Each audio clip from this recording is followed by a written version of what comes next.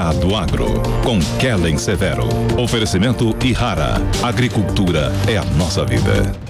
Olá, sejam muito bem-vindos ao Hora H do Agro, um painel onde discutimos e analisamos os temas que mais importam para o agronegócio brasileiro. A semana foi intensa para o mercado de energia no Brasil. O presidente Jair Bolsonaro decidiu trocar o presidente da Petrobras pela segunda vez em pouco mais de 40 dias. Fato que gerou temor no mercado sobre a política de preços que a estatal deve adotar a partir de agora. Enquanto isso, a cotação média do diesel está em um dos mais altos valores da história do mercado brasileiro.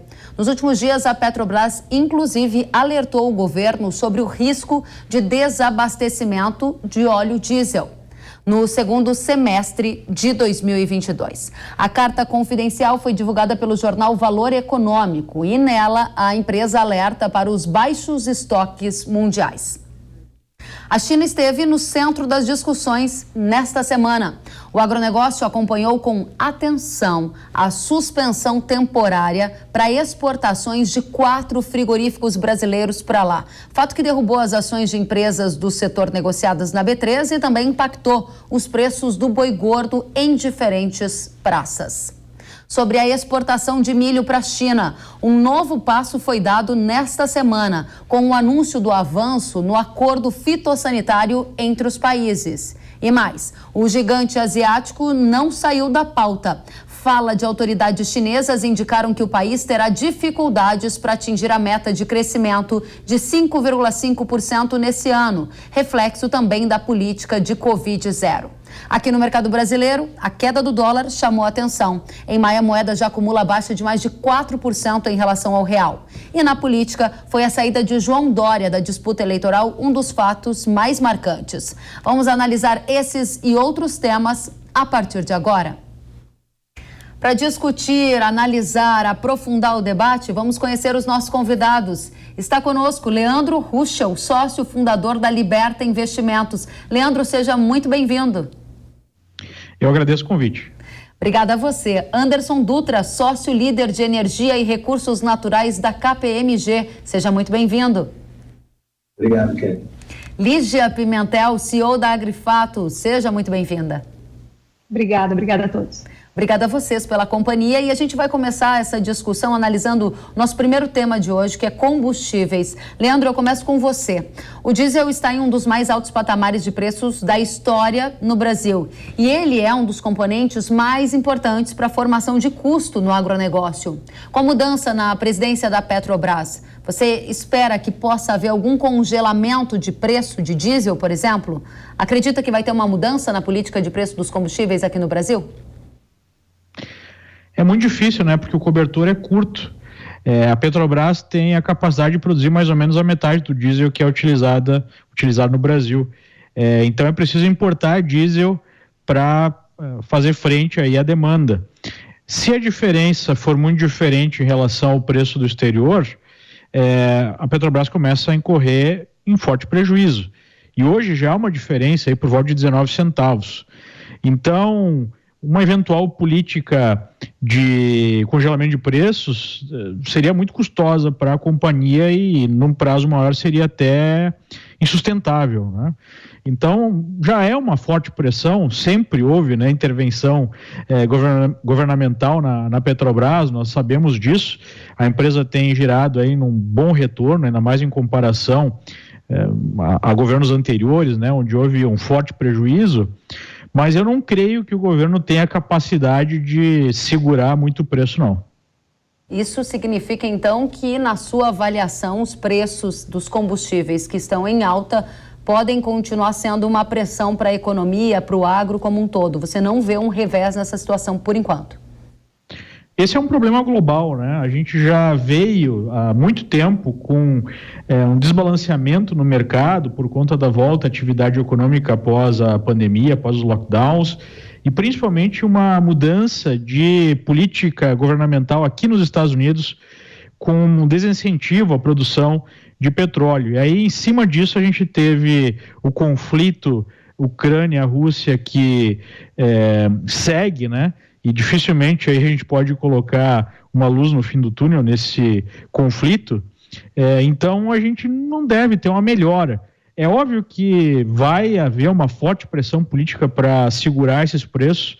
Eu acho que essa pressão pode fazer com que os combustíveis não subam num ritmo caso, né, o mercado ditasse de fato os preços, mas eu não consigo enxergar aí uma mudança nessa pressão compradora no curto e médio prazo. Eu creio que tudo indica a manutenção de muita pressão compradora nos combustíveis e também no diesel. Muito bem. E última questão para a gente finalizar a primeira contribuição que você traz para a gente. Como você avalia essas sequências de troca no comando da Petrobras? É algo que sinaliza o que na sua avaliação? Eu creio que é negativo para o mercado, visto que uma companhia do tamanho da Petrobras, você precisa ter uma continuidade, né, de um projeto. Um CEO traz uma visão, um CEO traz uma forma de gerir, e mudanças num curto espaço de tempo geram aí a percepção de que a direção, né, o rumo da companhia está sendo mudado rapidamente, e obviamente que isso não é muito bom. Mesmo assim, nós não vemos grande sofrimento, né, nas ações. O papel está pesando um pouquinho hoje, mas o fato é que essa situação de preços de combustíveis em alta e não haver aí uma sinalização de forte intervenção, ou forte subsídio, gera expectativa de manutenção de margens elevadas para a companhia, né? Mesmo com alguma pressão por manutenção dos preços. Então, apesar de ser uma sinalização negativa, eu não vejo isso impactando assim fortemente os preços das ações da Petrobras no curto e médio prazo também. Muito obrigada, Leandro. E a gente avança nessa discussão para ouvir agora o Anderson. Anderson, nos últimos dias a Petrobras alertou o governo sobre risco de desabastecimento de óleo diesel no segundo semestre de 2022. Isso foi através de uma carta confidencial que foi divulgada no jornal Valor Econômico. Nela, a empresa alerta para os baixos estoques mundiais. Pergunta direta para você. Vai faltar óleo diesel no Brasil? O risco é alto, é médio, é baixo? O que você está enxergando, hein?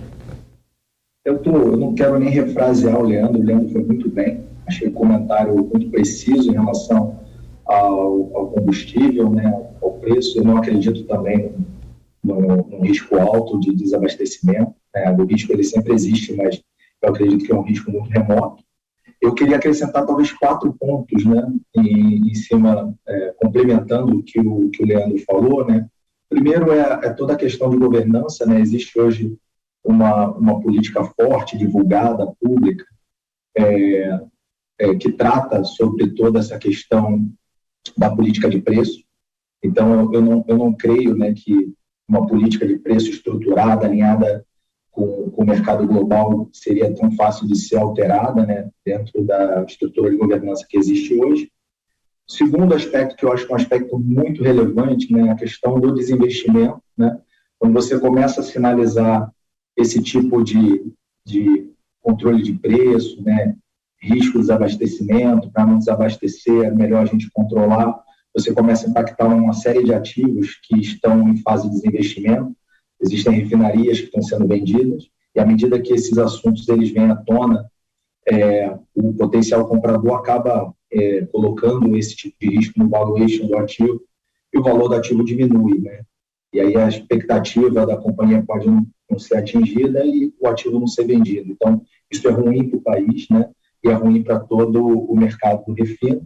E já entrando no mercado do refino, é extremamente importante, né, que isso aconteça, que a gente aumente, né, a quantidade de empresas no Brasil trabalhando com refino, que essas empresas comecem a sentir a pressão, a demanda do mercado, trabalhar com mais eficiência, transformando todas essas refinarias. A gente tem refinarias ainda da década de 70, né, uma série de aspectos devem ser considerados nessas refinarias para a gente poder suprir toda a capacidade interna, né, e talvez pensar em reduzir um pouquinho essa necessidade de importação que existe hoje.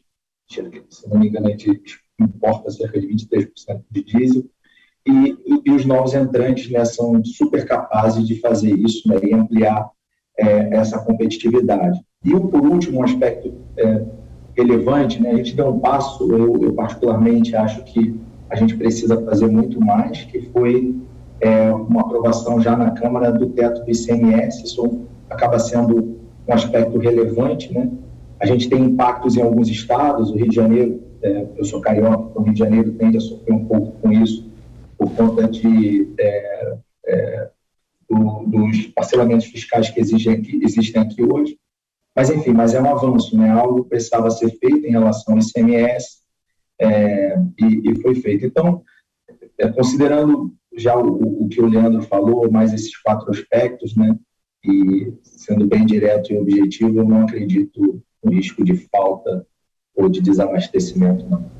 Ótimo, esse é um ponto que eu só preciso explorar um pouquinho mais com você e na sequência eu vou passar a palavra para a Lígia, porque no setor agropecuário a gente depende muito, assim como, claro, outros vários setores, mas de previsibilidade para também ter uma eficiência, né, na gestão. Quando começam a borbulhar as informações de que o Brasil pode ficar sem diesel no segundo semestre, há muitas vezes um aproveitamento político, há muitas vezes exageros, mas há também quem seja impactado pela falta de informação, que seja uma informação fidedigna. E vocês estão aqui nos dizendo, você que é um especialista em energia, que não vê um alto risco de faltar óleo diesel no segundo semestre. Essa observação que você faz, ela é algo que acalma os seus clientes ou não? Esse ambiente especulativo, você acha que vai continuar trazendo esses ruídos e até algum problema?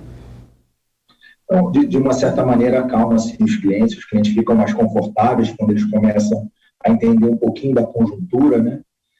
Não só o aspecto do fornecimento, né, de suprir a demanda com aquilo que a gente já produz internamente, né? O Leandro também citou, né, cerca de 50% a 55% a gente consegue suprir internamente. Temos a questão toda da importação. Hoje a gente tem uma estrutura, uma capacidade instalada de importadores bem robusta no Brasil. Então, quando a gente começa a discutir todos esses aspectos, né, sem dúvida nenhuma, os clientes ficam um pouco mais confortáveis. O que deixa muito cliente desconfortável, né, é muito mais a questão percepção minha, né, quando começa a se falar mais diretamente de congelamento de preços, né. Isso sim deixa nossos clientes muito preocupados, deixa clientes no exterior preocupados, né, começam a vir discussões sobre instabilidade jurídica, né, sobre recalcular, né, modelos de contratos já aprovados, e isso sim deixa um desconforto nos investidores, nos nossos clientes. Tá? Muito obrigada, Anderson, pelos esclarecimentos. Agora a gente vai dar mais um passo. Lígia, como uma alta de combustíveis tem afetado o setor do agro no Brasil, você trabalha com estratégias de hedge, conversa muito com pecuaristas do Brasil inteiro. Como é que você está observando esse cenário, que é sim um cenário desafiador de combustíveis em patamares historicamente altos? Mas agora vem uma onda de notícias sobre risco de faltar diesel. E os seus clientes estão tentando ter uma certa previsibilidade para fazer negócios no ambiente do agro.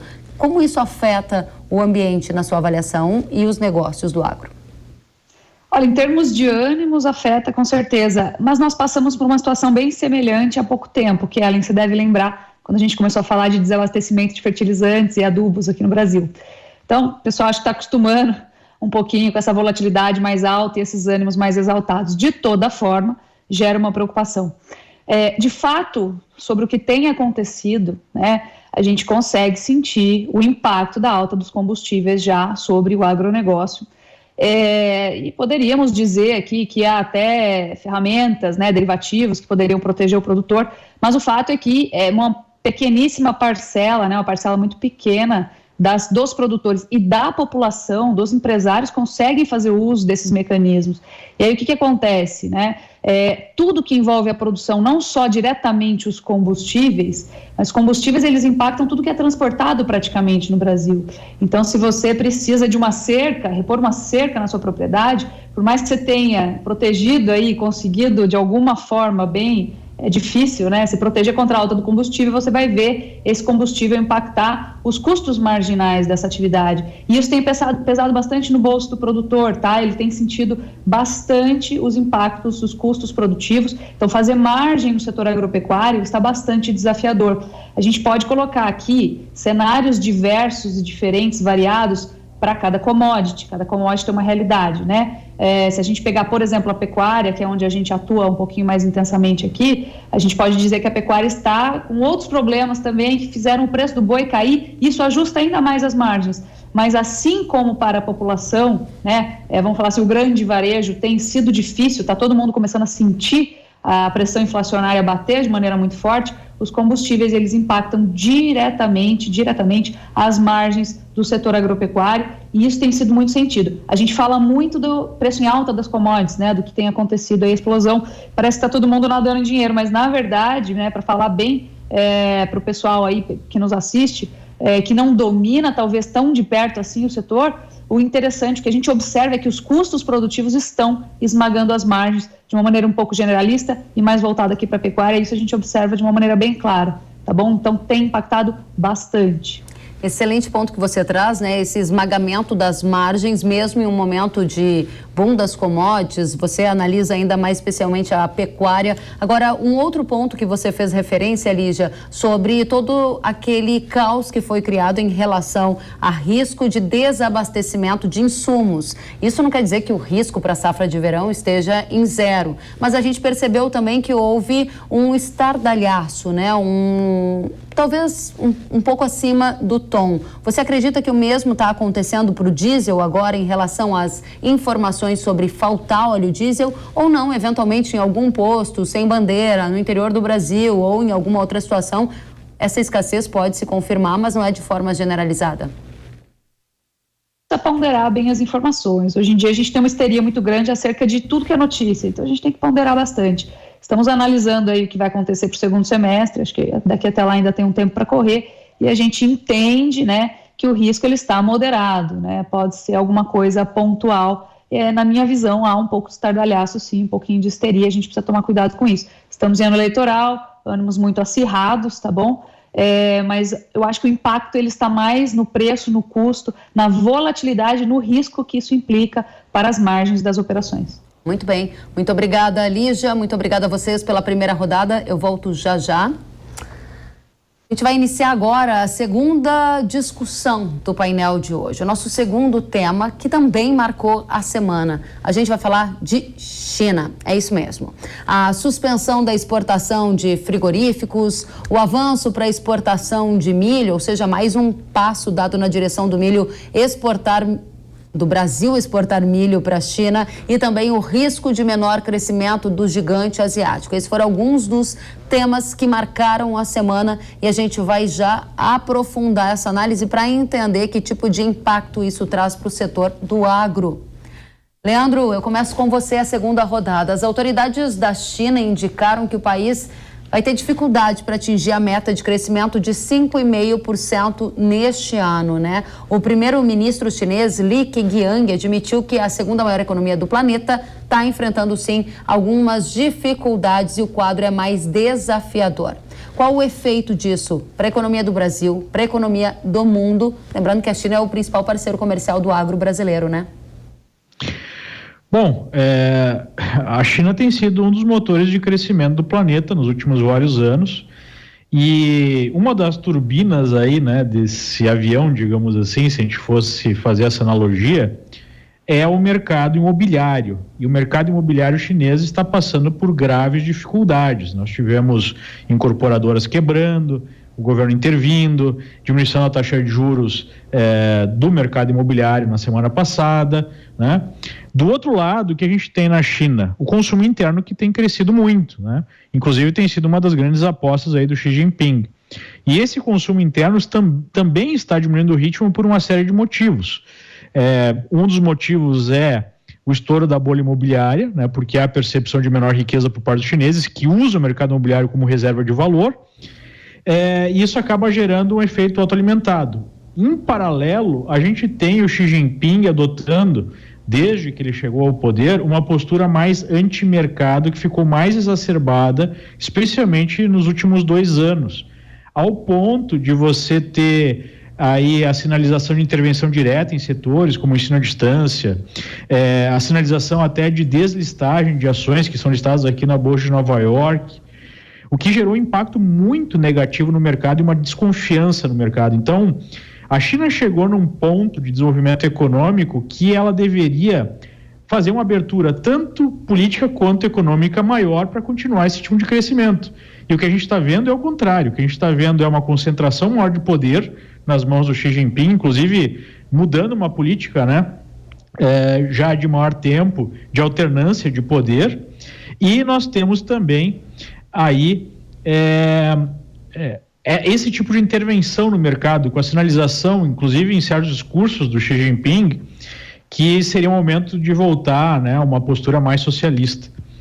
Em cima disso, a gente tem uma dificuldade de avaliar a China, porque como o governo controla, né, os dados, é difícil saber exatamente o que está acontecendo. Por exemplo, eu acho muito estranha essa política de Covid-0 nessa altura do campeonato, né, com o vírus tendo um nível de letalidade muito menor, o resto do mundo já abrindo, e a China insistindo nessa política. Será que tem alguma coisa por trás, né? Num tipo de governo como o chinês, a gente sempre fica com alguma dúvida. Isso gera bastante incerteza em relação ao futuro aí da economia chinesa. O que é certo, que parece ser óbvio, e até mesmo as autoridades chinesas estão já falando de forma mais aberta, é que há uma diminuição de ritmo, né? Claro que se essa diminuição de ritmo for tênue, não existir uma crise mais aguda, eu acho que nós não devemos ter grandes impactos no Brasil e no mundo. Até porque, né, se nós formos falar de commodities agrícolas, é mais difícil, mesmo numa situação de crise, você diminuir as compras dessas commodities, porque você pode, por exemplo, no caso do minério de ferro, diminuir o ritmo de construção, né? Mas você não pode parar de comer, né? Isso é mais complicado. Então, eu acho que se for algo assim tênue, essa diminuição do ritmo chinês, não terá grandes impactos. O grande risco, de fato, é você ter alguma crise mais aguda, e isso poder gerar até mesmo uma crise política, né? Porque nós sabemos que mesmo a China sendo uma ditadura, quando as pessoas dão um passo para trás em termos econômicos, isso gera uma grande pressão da população. Foi exatamente o que aconteceu e gerou o impeachment da Dilma no Brasil, por exemplo, né?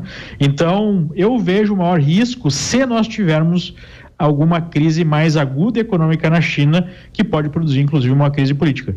Mas, no momento, não está parecendo que esse é o caso, fica sempre esse risco no radar, até porque a gente tem a China crescendo de forma muito acelerada, praticamente nas últimas 2 décadas, né? Diminuiu na última década o ritmo, é verdade, e eu acho que a economia chinesa está devendo alguma crise, né, mais forte. Crise, por exemplo, que nós tivemos no Ocidente, no final da década passada, não teve no mesmo ritmo, no mesmo nível na China, né? O nível de endividamento, de alavancagem da economia chinesa é muito grande, o que deixa a economia mais frágil. Mas, novamente, é muito difícil precisar saber se nós estamos perto ou não de alguma crise mais aguda. No momento, eu não vejo como cenário base. Muito bem, obrigada, Leandro. Anderson, o Leandro acabou de nos dizer que não vê como cenário base uma crise na China nesse momento, né? Ou seja, um problema mais agudo. A minha pergunta para você é se a desaceleração da economia chinesa pode reduzir a demanda, por exemplo, por petróleo. A gente tem observado alguns movimentos no mercado nessa direção. Qual é a sua avaliação? Qual é o seu cenário base? No primeiro momento, né, a desaceleração da China, né, lembrando que a gente está num período de guerra ainda, né, que mexe muito com o preço do barril do petróleo, então ela traz o impacto do barril, mas ela não traz um efeito muito grande para as indústrias, né, porque o preço do barril está num patamar muito superior ao que se esperava, né. A gente vinha trabalhando com o preço do barril oscilando no médio e longo prazo entre 70 e 80, e a gente já atingiu aí, né, o recorde de preço do barril, quase chegando lá, ou passando dos 140, né? Então, você acaba tendo um primeiro momento de equilíbrio, né, na balança, né, do setor, né, porque a China desacelera, você tem um impacto, mas, por outro lado, você tem um momento de guerra, o preço do barril tende a cair um pouquinho, mas ainda num patamar muito bom e mantendo grandes projetos. Eu acho que aqui tem um negócio interessante, né? Eu talvez voltar, né, e aproveitar não só esse comentário todo que o Leandro colocou da China, mas o que a Lígia também colocou e deu um exemplo excelente do fertilizante, que a cada crise, né, a gente acaba tendo uma visão um pouco mais crítica e ver a quantidade de oportunidade que nós no Brasil perdemos, né, de nos diferenciar, né? e de tomar a rédea e liderar talvez até a região, né? Eu lembro que tive muitas discussões já na indústria do petróleo, né? Quando a gente estava num momento pungente, né? De falar, a gente precisa criar um hub regional e abastecer a região, abastecer outros países, né? Criar diferenciação, né? A gente tem tecnologias aqui no Brasil fantásticas, né? Pioneiras no mundo, né? Isso vem, sei lá, do etanol na operação no pré-sal, e eu acho que a gente tira pouca vantagem disso. A gente acaba retroagindo em discussões, né, que, sabe, deveríamos virar a página e olhar para frente e ver, pô, olha que cenário de oportunidade que a gente tem aí. Sofremos com o preço do barril, olha que a gente acabou de falar, as margens estão impactando massivamente a inflação. E o que a gente está efetivamente fazendo em termos de conjuntura, em termos de infraestrutura? Nada. Então, a todo momento que a gente tiver uma crise, né, como o Leandro colocou, se a China não mudar a direção, a todo momento a gente vai ficar sofrendo, sabe, andando em quebra-molas. Então, eu acho que vale a pena repensar de forma mais conjuntural, né, o que devemos fazer, porque sempre surgem oportunidades para o Brasil. E é impressionante, né, como o Brasil tem uma aptidão de não agarrar nenhuma delas. Obrigada pelas contribuições, Anderson. De fato, a gente tem muito ainda o que evoluir, né? Vamos aproveitar as oportunidades, agora também tem que saber lidar com os desafios, né, Lígia? Pergunto para você ainda sobre China, por que a China suspendeu as compras de carne bovina de 4 frigoríficos brasileiros nesta semana, hein? E que tipo de efeito isso gerou para empresas listadas na Bolsa, para o mercado de carnes no Brasil? Isso impactou, né? Impactou as que foram principalmente afetadas, aí eles tiveram suas unidades, né, afetadas, isso ficou claro na precificação aí dos papéis. Então, quando a gente olha a Minerva Foods, por exemplo, foi menos impactada. Olha o que aconteceu com o preço no mês, né? Mas quando a gente olha a JBS e Marfrig, que tiveram plantas, né, um número maior de plantas aí impactadas, a gente vê que teve um efeito negativo. O motivo para isso, na verdade, não está muito claro, e eu, às vezes, tomo bastante cuidado para falar sobre isso, mas, para te falar a verdade, Kellen, fica com cara de marmelada, porque o motivo que se dá para terem suspendido essas 4 plantas últimas aí, que são as que mais se destacam aí na última semana dentro desse assunto, foi que há traços de Covid nas embalagens desse produto que chegou lá na China. Então você imagina, né? Em primeiro lugar, a gente tem estudos aí que dizem que o Covid não sobrevive por mais de 72 horas em superfícies, né? Sem infectar aí um organismo. A gente demora praticamente, vamos colocar numa média geral aí, 1 mês. Agora o tempo de frete, o período, o prazo aí marítimo, né, da exposição do produto em mar, para a gente conseguir chegar lá, o trânsito marítimo, ele aumentou, em decorrência, inclusive, do Covid. Acho que não vou nem entrar nesse assunto. Mas o que acontece é que tem muito tempo, a gente tem mais de 1 mês aí dessa carga no mar para chegar lá com o risco de infectar alguém. Então, a gente coloca assim, em xeque, né, em questão, fala, por que utilizar essa desculpa, né, ou esse motivo para suspender plantas? Porque, vamos falar a verdade, até sair do frigorífico, passar esse tempo todo no mar, chegar lá, desembarcar e falar que a culpa é da unidade frigorífica aqui no Brasil, fica meio estranho, né? Então esse foi o motivo, tá?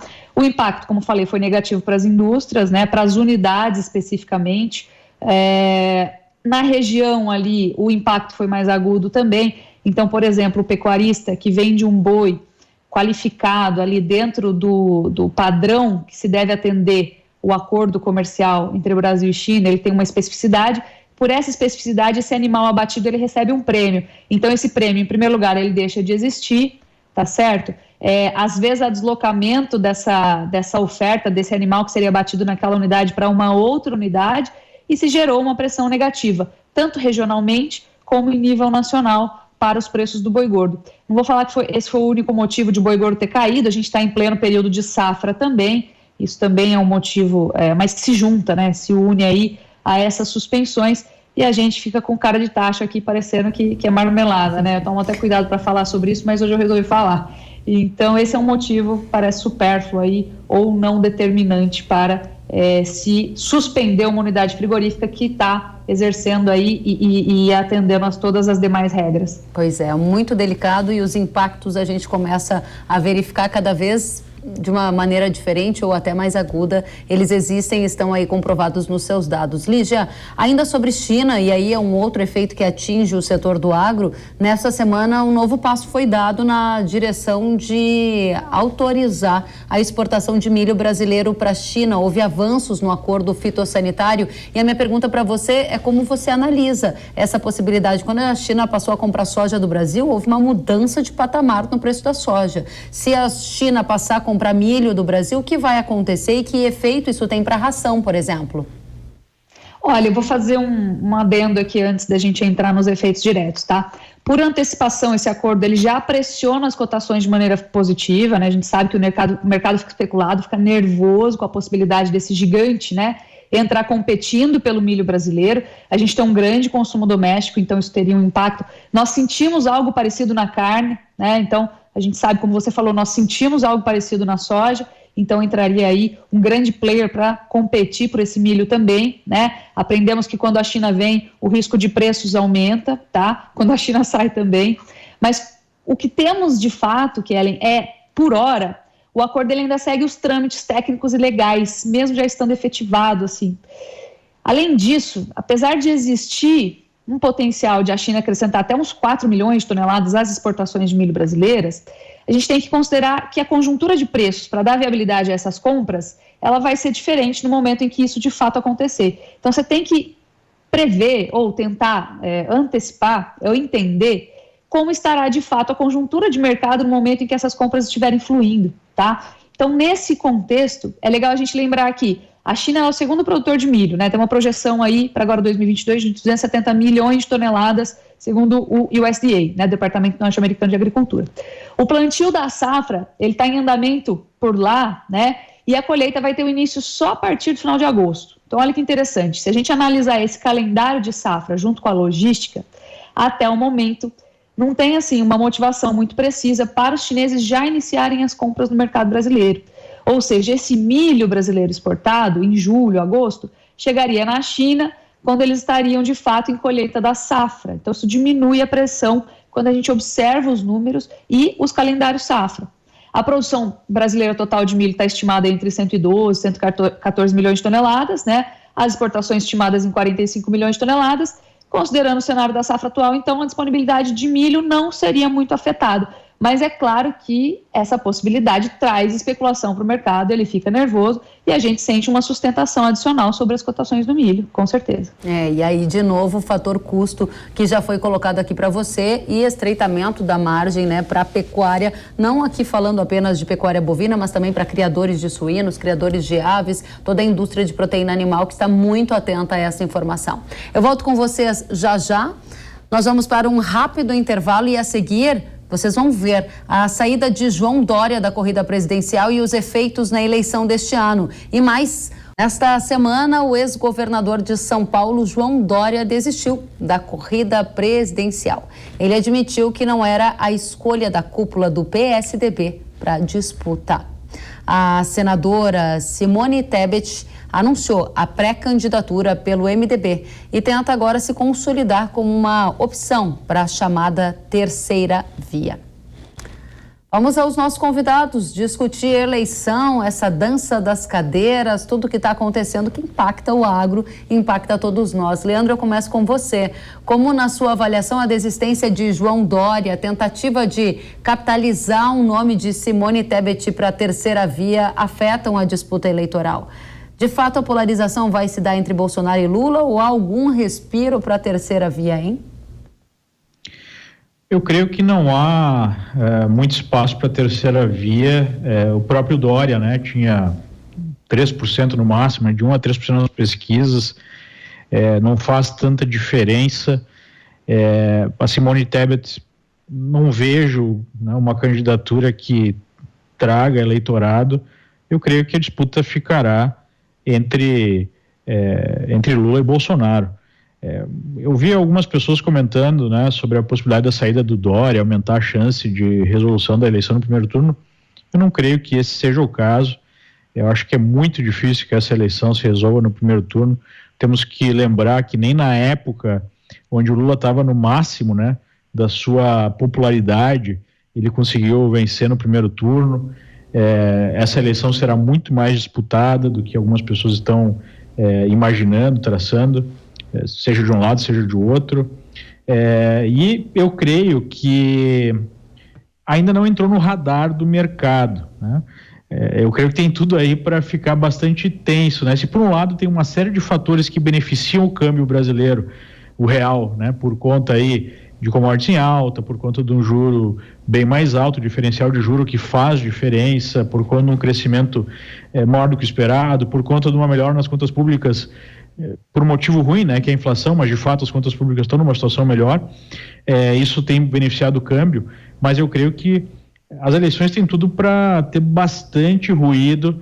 A gente está vendo questões institucionais, né, importantes, que estão sendo discutidas. Eu não creio que essa eleição vai ser simples, mas eu não vejo uma grande mudança aí no cenário por conta da saída do Dória. Muito bem. E qual é o cenário base que vocês na Liberta estão enxergando? Eu sei que a gente já está há alguns meses ainda de distância, que muita coisa pode acontecer, mas diante dos instrumentos que a gente tem hoje, seja o que você acompanha no noticiário, sejam as pesquisas eleitorais, qual é o cenário mais provável de desfecho que você enxerga a partir do que tem de informação nesse momento, considerando uma disputa polarizada entre Bolsonaro e Lula, quem leva a vantagem? Olha, apesar das pesquisas estarem mostrando uma vantagem de Lula, e eu até achei um pouco fora, assim, né? Essa última pesquisa da Datafolha que deu até o dobro de diferença da média das outras pesquisas, e até sugerindo vitória do Lula no primeiro turno, tem outros sinais contraditórios. Por exemplo, você vê a classe política, especialmente aquela representada por Centrão, né? Aqueles políticos de sempre, se movimentando na direção de Bolsonaro. E esse pessoal não costuma, né, se movimentar e apoiar um candidato que não tem a chance ou que, né, tem a menor chance de vitória. Então, nós acreditamos que vai haver uma diminuição dessa diferença.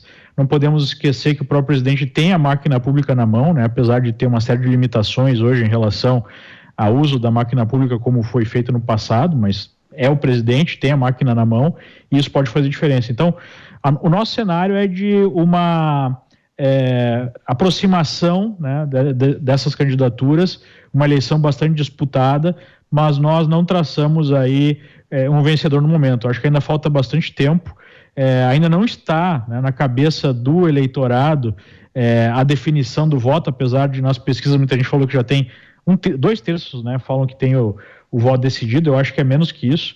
Eu creio que as coisas vão acelerar mesmo, vão começar a pegar fogo a partir de início de julho, né? Ali que nós vamos ter realmente a campanha iniciando, ou, né, o efeito da campanha pegando mais no mercado. Então nós não cravamos aí uma projeção de vitória de um ou de outro, mas nós observamos um estreitamento dessa diferença. Obrigada, Leandro. Anderson, diga pra gente, nesse cenário, considerando aqui uma polarização entre Bolsonaro e Lula, é possível esperar o que da política de preços de cada um desses candidatos para combustíveis? Afinal de contas, esse vai ser um dos principais temas do debate eleitoral, né? Olha, Kelly, eu sinceramente, eu não sei o que um ou outro vai fazer. Eu sei que não deve ser feito dentro da indústria. Acho que a primeira coisa não deveríamos mudar o rumo de todos os avanços, né, e de tudo aquilo que a gente vem fazendo. A gente teve muitos avanços dentro da indústria de energia e recursos naturais no Brasil. A gente trabalhou muito bem todo o plano dos investimentos, a gente conseguiu, né, e passou a estruturar a privatização da Eletrobras, a gente avançou no marco do saneamento. Isso é uma coisa incrível, né, super desejada. O desinvestimento dos ativos da Petrobras, isso tem gerado muito emprego em regiões do interior do Brasil, né, onde o poder público tem até a dificuldade de atuar, né? Então você vê empresas como o PetroRecôncavo, né, transformando aquela região, o Grupo Eneva, né, a Bacia do Parnaíba. Então é tanta coisa boa, né, que a gente fez em curto espaço de tempo, né, 3, 4 anos, que isso eu sei que eles não, seja quem for, não deveriam mudar. E o segundo não deveria nem tocar no assunto de controle de preço. Isso é um retrocesso, isso prejudica tudo aquilo que já aconteceu. Você imagina esse grupo do Emirados Árabes grande, né, que adquiriu a refinaria, né, chegar agora para ele e falar assim, a gente entrou, governo novo, eu estou controlando o preço. Aí o cara pode falar, então eu vou recalcular todo o meu valuation, eu quero pedir uma indenização do governo, porque eu comprei essa refinaria, esse ativo, baseado inclusive num acordo que a empresa fez com o CAD, né? Então, quando eu olho o setor, né, independentemente do candidato, né, essas duas coisas deveriam caminhar exatamente como eu falei. Vamos continuar o plano que a gente já vinha fazendo, né? Temos pessoas brilhantes, né? Eu gostei muito do Ministério de Minas, da atuação do Ministério de Minas e Energia, gostei demais, né? E sem falar do pessoal do planejamento, trabalhou de forma brilhante, então não deveríamos mudar isso, e tampouco falar de controle de preço. Isso me dá até irritação, me ouvir isso. Muito bem, muito obrigada, Anderson. Lígia, diga pra gente como é que o cenário eleitoral afeta a tomada de decisões no agro. Tem gente antecipando ou postergando o negócio. Que tipo de impacto você já sente aí nas rotinas? Olha, tem algumas preocupações. A gente não sente impacto nas rotinas. Alguns comentários acerca de preocupações com a aquisição de áreas, né, produtivas, de novas fazendas, ou de novas áreas para exploração, já adequadas, obviamente, para a exploração agropecuária. Então, algumas declarações aí do candidato Lula, né, sobre protagonismo do MTST dentro do seu governo, demarcações de terras indígenas, que é uma coisa que parou aí, ficaram bem estacionadas ao longo dos últimos anos também, que acabam trazendo paz no campo, né, acabam trazendo um pouco mais que eu acho que esse é o tema central, né? É segurança jurídica. Então, não podemos cair na insegurança jurídica, porque isso prejudica sobremaneira vários setores, aí, várias áreas dentro do agronegócio, inclusive nos investimentos. Então, insegurança jurídica, esses comentários, essa história de se voltar atrás, desfazer coisas que foram feitas, né? De se descontinuar o que se foi feito, isso é tudo muito prejudicial e traz preocupação. Mas, sinceramente, em termos de investimento, a gente não vê parada. A gente vê, inclusive, grandes grupos, exploradores na área de papel, celulose, eucalipto, entrando aqui no Brasil para fazer investimentos, vendo oportunidades, enxergando oportunidades, apesar da incerteza que a gente tem aí diante dos olhos a respeito do cenário eleitoral. Eu acho que um grande ponto, e que vem para complementar o que o Anderson acabou de falar, é a questão da insegurança jurídica, né? A gente precisa fazer negócio aqui, poder contar com as regras.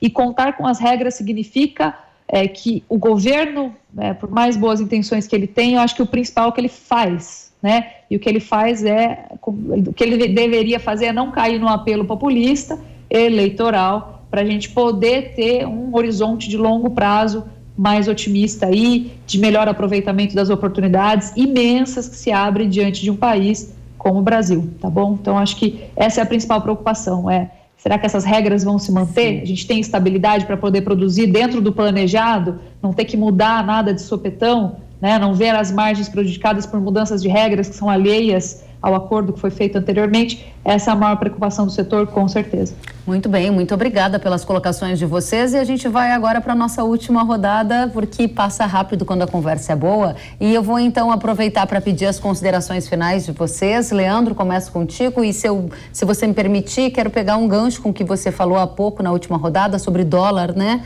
A gente viu o dólar caindo mais de 4% agora em maio. A minha pergunta para você é: a sua expectativa é de elevação do dólar, seja pela política do FED, seja pelo cenário eleitoral no Brasil? O que vai acontecer com a moeda no seu olhar, na sua perspectiva, e a sua consideração final, por gentileza? Eu creio que o grande driver aí será, a partir de agora, a questão eleitoral, porque o cenário, né, de juros nos Estados Unidos e no Brasil já está posto.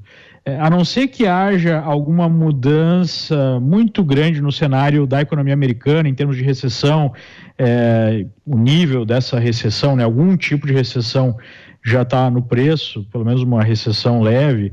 Se não acontecer nenhuma outra novidade na China ou no mundo, né? Nos últimos tempos a gente teve uma pandemia, que seria algo totalmente inesperado, e depois uma guerra, né? Então a gente não pode acreditar piamente aí numa certa estabilidade. Mas tirando essas coisas que é difícil da gente antever, eu creio que o maior ponto, aí, o driver, né, para os preços do dólar é a questão eleitoral. E aí na questão eleitoral, fazendo uma composição, adicionando o que nós falamos aqui, o grande problema, né, vocês colocaram muito bem, é a previsibilidade, porque o mercado chega ao ponto de ter que estimar se o Lula está sendo simplesmente eleitoreiro ao falar que vai acabar com o teto de gastos, que vai rever a reforma trabalhista, que vai rever a reforma previdenciária, que vai reestatizar empresas que foram privatizadas, né?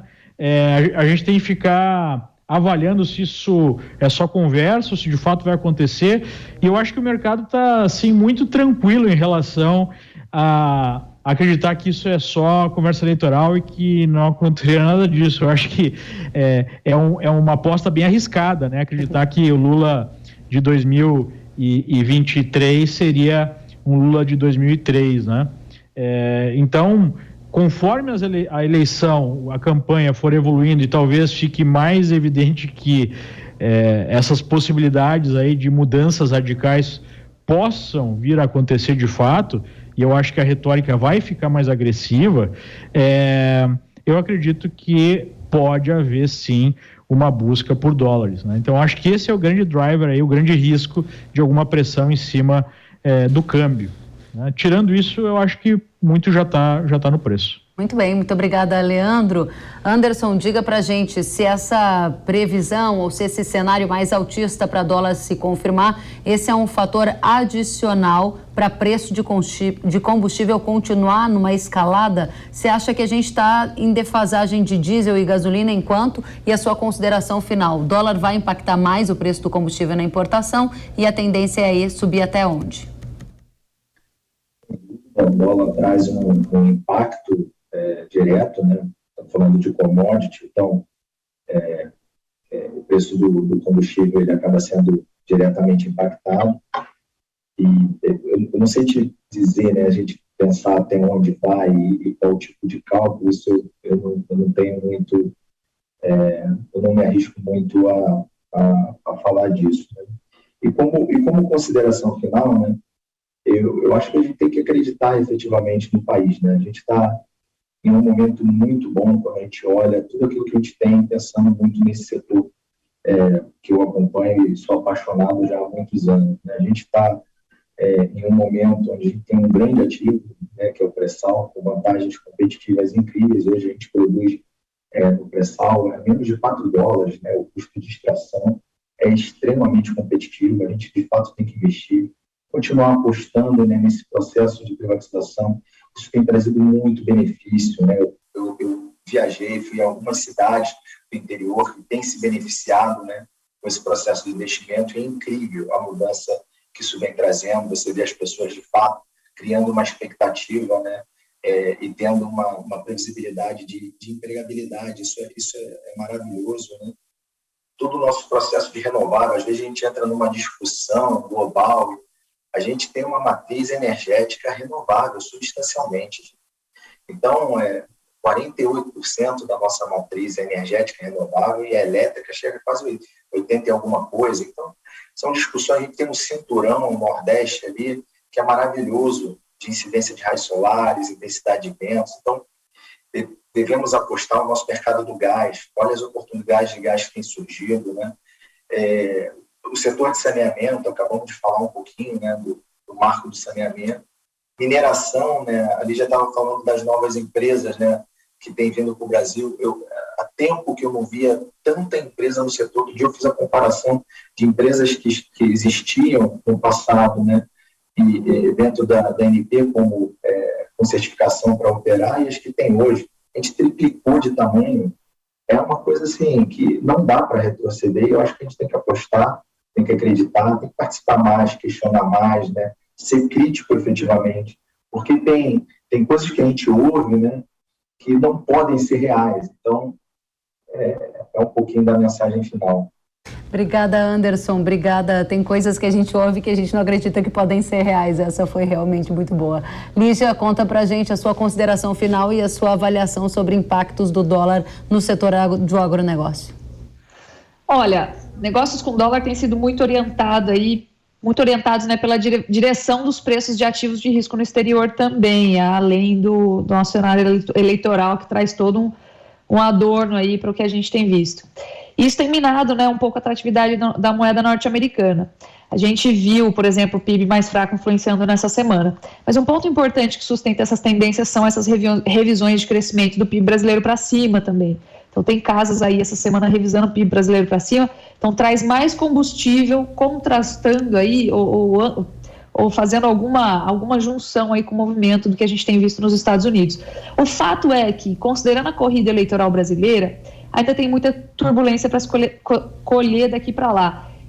Se a gente considerar nesse contexto o mercado exportador, ele tende sempre a sofrer com a perda de valor da moeda norte-americana, não considerando as empresas, mas considerando a exportação em si, tá? Especialmente quando ela está atrelada de maneira mais específica ao mercado brasileiro, tá? Porque nesses momentos o produto brasileiro ele fica menos competitivo lá fora, isso é importante. Mas tem uma contrapartida de um ganho marginal, pela redução da pressão inflacionária doméstica, não só do dólar sobre os bens de consumo que a gente importa, mas também em cima das commodities que são dolarizadas, que acabam aliviando aí a pressão, em cima, por exemplo, de benfeitorias, depreciações, que a gente considera bastante no custo produtivo do agro, tá? E a gente precisa ver como que isso se correlaciona de maneira positiva com o consumo de carne bovina internamente, por exemplo, que é o nosso mercado. Mas para o agro, assim, acho que vem para dar um certo alívio sob o ponto de vista de custos de produção, e qualquer agitação para cima ajuda exportações e acaba prejudicando composição de custos domésticos e consumo principalmente de proteínas, tá bom? Proteínas de alto valor agregado. Excelente, realmente tem esses dois elementos que a gente deve levar em consideração daqui para frente. Obrigada, Lígia, pelas suas contribuições. Quero agradecer a cada um de vocês. Leandro Ruschel, sócio fundador da Liberta Investimentos, obrigada, volte sempre. Anderson Dutra, sócio líder de energia e recursos naturais da KPMG, volte sempre. E Lígia Pimentel, CEO da Agrifato, volte sempre. Foi uma satisfação ouvi-los. Até a próxima. Quebra. E vamos em frente. Outro tema que esteve no radar do agro nesta semana foi o crédito rural. A Frente Parlamentar da Agropecuária quer do governo taxas de juros do próximo Plano Safra abaixo de 10% ao ano para todos os agricultores. Vamos ver o que nos disse o presidente de uma das principais bancadas do Congresso Nacional, o deputado Sérgio Souza. O próximo Plano Safra, nós estamos aí numa briga já, num trabalho muito forte para que nós tenhamos taxas que fiquem dentro de um dígito para todos, Agora, lógico que para o pequeno, nós estamos calculando que em torno de 5%, para o médio, 6,5%, 7% seria o teto. Então, esse é o nosso pleito, é o que nós estamos conversando com o governo. Muito bem. E, deputado, as taxas, qual o pedido para as taxas de juros para investimentos, por exemplo, em máquinas agrícolas? O Plano Safra, Kellen, cada vez mais vai ser para pequenos e médios. Então, quando você vem aqui do Moderagro, da financiamento de máquinas, caminhões, os juros para o pequeno e para o médio, eles são diferentes. Quando o pequeno ele tem um acesso a um juro mais barato. O Pronafiano, quando ele vai lá comprar um trator, o juro dele chega naquele patamar ali de 5%, que é o que está hoje. Quando vai para o médio produtor, dependendo, os juros começam ali em 6%, dependendo, ele chega a 7,5%, 8,5%, e dependendo do que é o custeio, é um pouco mais barato. Então, nós estamos trabalhando num juro parecido do que está hoje. Até admitimos um leve aumento, mas nós não admitiremos um juro que venha engessar o investimento dentro da propriedade rural. E falando sobre o Plano Safra atual, que está com os recursos paralisados, alguns agricultores questionam se o volume ainda vai ser liberado nesses próximos dias e, se for liberado, vai ser suficiente já para esses próximos 30 dias do mês de junho? O cobertor deve ser curto, não, deputado? Conte pra gente. Eu imagino que semana que vem já é junho. E se só semana que vem nós tivermos aí a reabertura. Aí temos só 30 dias. 30 dias daria tempo? Mais do que necessário. Porque o produtor que está aqui nos assistindo, ou quem é do mercado, ele já foi até a loja e já disse assim, olha, eu preciso comprar este implemento agropecuário. Aí, esse estabelecimento já foi até o agente financeiro e já produziu toda a documentação. Está pronta, só aguardando a liberação para encaixar lá dentro. Quem não tiver ainda neste nível de preparo, dificilmente vai conseguir acessar. E eu vou dizer assim, com muita clareza, o que está sinalizando é de que os juros do atual Plano Safra serão menores do que o próximo. Então, quem tiver a oportunidade de conseguir se encaixar aqui, corram e façam os seus projetos.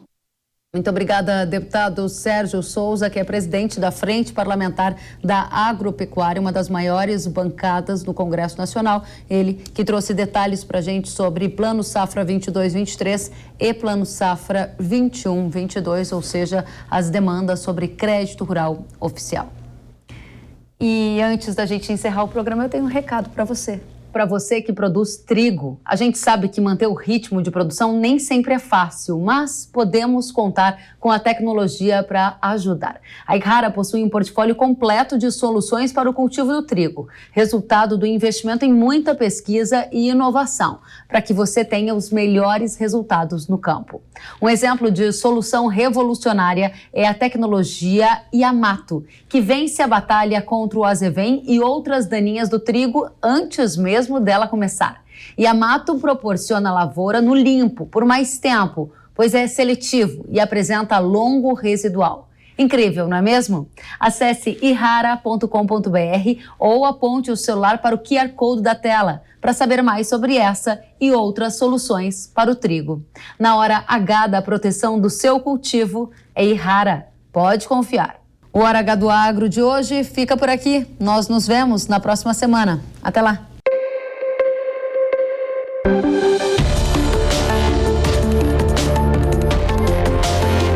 Hora H do Agro, com Kellen Severo. Oferecimento Ihara. Agricultura é a nossa vida. Realização Jovem Pan News.